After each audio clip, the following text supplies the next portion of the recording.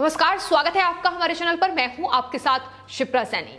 कालाबाजारी पर रोक लगाने के लिए अब दिल्ली पुलिस ने यूथ कांग्रेस अध्यक्ष श्रीनिवासन पर शिकंजा कसा है। दिल्ली हाईकोर्ट के आदेश के बाद दिल्ली पुलिस ने उनसे यह पूछा है कि आखिर दवाएं और चिकित्सा उपकरण कहां से लाए जा रहे हैं। कोरोना उपकरण की कालाबाजारी और जमाखोरी पर रोक लगाने के लिए अब दिल्ली पुलिस लगातार एक्शन में नजर आ रही है।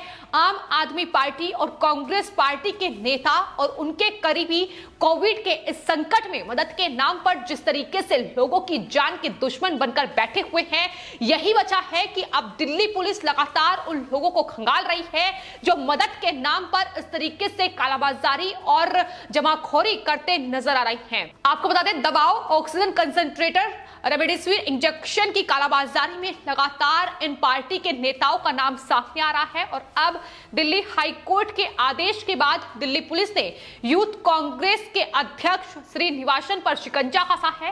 कोरोना काल में एक ट्वीट पर लोगों की मदद करने वाले यूथ कांग्रेस के अध्यक्ष से दिल्ली पुलिस ने करीब 25 मिनट तक पूछताछ की है। और 25 मिनट तक जो पूछताछ उनसे हुई है, जाहिर तौर पर दिल्ली पुलिस क्राइम ब्रांच ने ये जानने की कोशिश उनसे की है कि दरअसल जिस तरीके से वो ट्वीट कर लोगों की मदद कर रहे हैं, आखिर जिन लोगों की वो मदद कर रहे हैं उनके लिए वो दवाएं, उपकरण तमाम कहां से इकट्ठा कर रहे हैं और इसके अलावा इंजेक्शन कहां से लाए जा रहे हैं। इन तमाम चीजों का ब्यौरा उनसे मांगा गया है। जरूरतमंद को दवाएं आदि बांटने को लेकर ही ये पूछताछ लगातार दिल्ली पुलिस की जारी है। ना सिर्फ आपको बता दें श्रीनिवासन से पूछताछ की गई है, बल्कि आम आदमी पार्टी के विधायक दिलीप पांडे से भी दिल्ली पुलिस ने संपर्क किया है।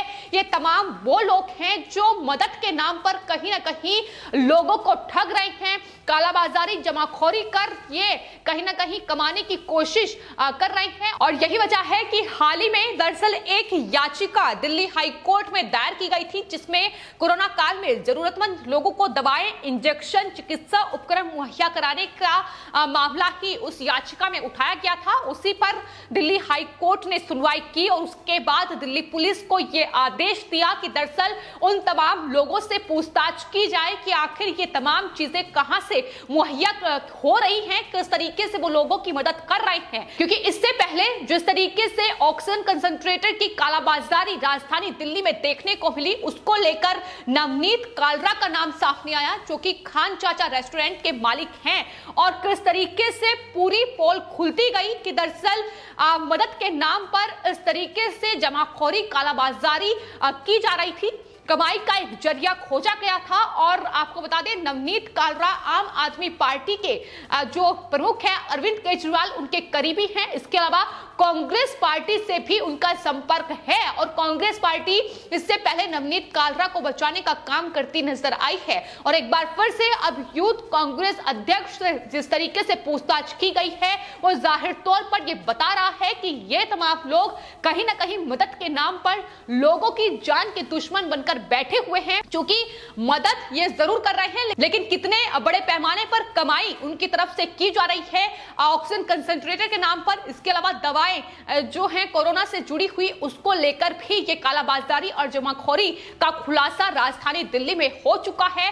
आपको बता दें, कांग्रेस पार्टी के ही एक नेता को हरियाणा से ऑक्सीजन सिलेंडर की कालाबाजारी में गिरफ्तार भी किया जा चुका है। तो कांग्रेस पार्टी, आम आदमी पार्टी जो लगातार ऑक्सीजन को लेकर रोना रो रही है, जिस तरीके से लगातार उनकी तरफ से केंद्र सरकार पर सवाल उठाए जा रहे हैं कि ऑक्सीजन का आवंटन नहीं किया जा रहा है, ऑक्सीजन की सप्लाई राज्यों को नहीं की जा रही है, लेकिन उनकी असलियत क्या है, ये इन तमाम चीजों से निकलकर सामने आता है कि किस तरीके से लोगों को मदद के नाम पर इस कोरोना संकट में ये लोग ठगते नजर आ रहे हैं। मदद तो नहीं मिल रही है, लेकिन जान भी कहीं ना कहीं उनकी जा रही है। चाइनीज ये ऑक्सीजन कंसंट्रेटर की बरामदगी हुई है, जिसमें बताया ये जा रहा है कि कुछ ही मिनटों के बाद जब इस्तेमाल इसको किया जाता है तो ऑक्सीजन का लेवल कम हो जाता है। ऐसे में कई मरीजों ने अपनी जान भी गंवाई है। तो कहीं ना कहीं जान के दुश्मन बनकर ये बैठे हुए हैं। और यही वजह है कि दिल्ली हाईकोर्ट ने भी अपने आदेश में साफ तौर पर कहा है कि जो भी लोग मदद कर रहे हैं उनसे पूछताछ होनी चाहिए।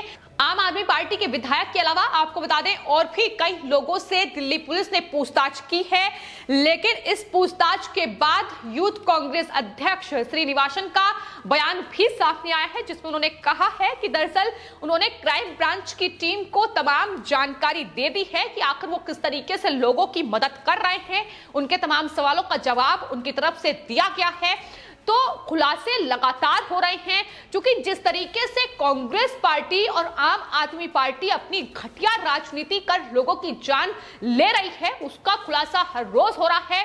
यहां तक कि आम आदमी पार्टी के नेता मनीष सिसोदिया हो या फिर दिल्ली के मुख्यमंत्री अरविंद केजरीवाल हो, जो अब से कुछ दिन पहले तक ऑक्सीजन की कमी का रोना राजधानी दिल्ली में रो रहे थे और कहीं ना कहीं, और जिस तरीके से जयपुर गोल्डन हॉस्पिटल में कई लोगों की जान ऑक्सीजन की कमी के चलते गई है, यहां तक कि बत्रा हॉस्पिटल की ओर से भी यह शिकायत दिल्ली हाईकोर्ट में की गई कि दरअसल ऑक्सीजन की सप्लाई उन्हें नहीं की जा रही है।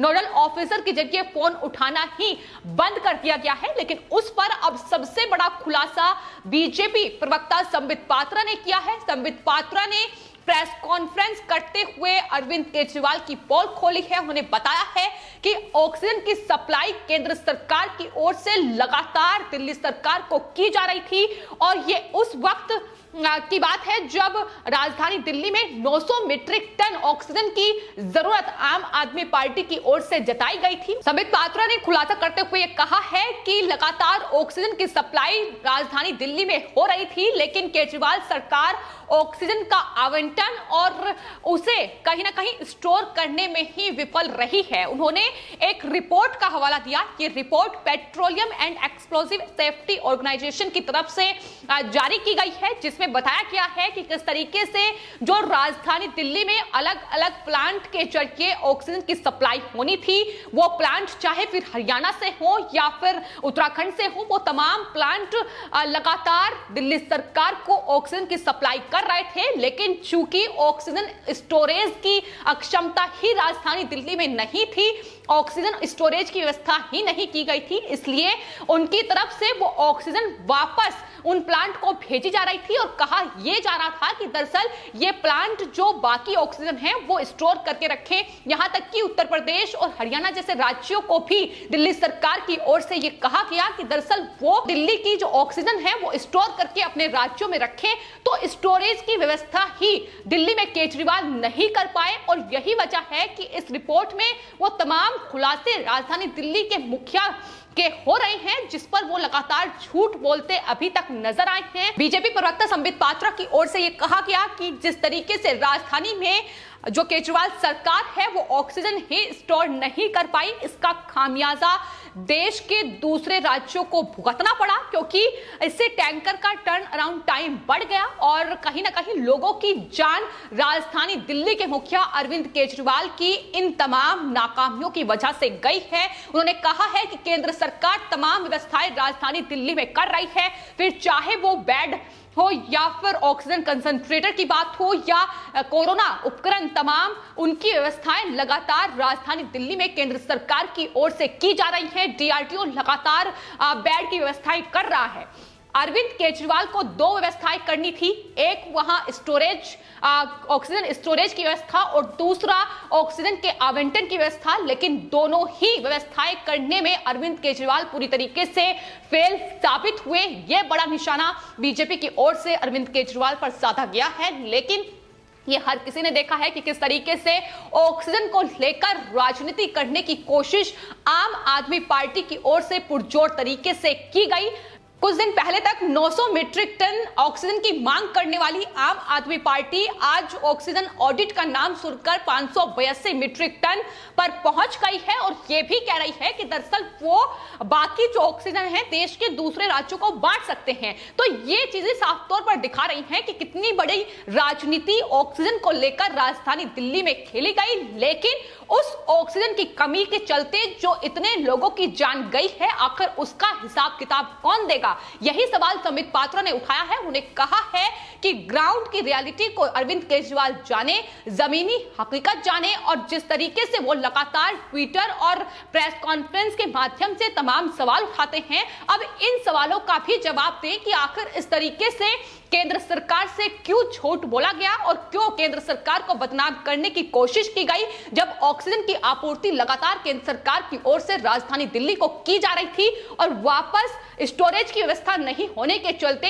इस तरीके से ऑक्सीजन वापस प्लांट में लौटाई जा रही थी। तो आखिर इसका जवाब कौन देगा? अब यही जवाब लगातार बीजेपी पूछ रही है। संबित पात्रा ने तमाम सवाल उठाए हैं जहां अरविंद केजरीवाल से जवाब मांगा गया है। तो फिलहाल उनकी तरफ से यह कहा गया है कि कंफ्यूजन और पैनिक अरविंद केजरीवाल और उनके तमाम पार्टी के नेता ना फैलाएं, जमीन पर उतरकर काम करें, यही बेहतर होगा। लेकिन उन्होंने तमाम सवालों के जवाब भी मांगे हैं। फिलहाल आपकी इस पूरे मामले पर क्या राय है, हमें कमेंट बॉक्स में जरूर लिखें और चैनल को सब्सक्राइब करें। धन्यवाद।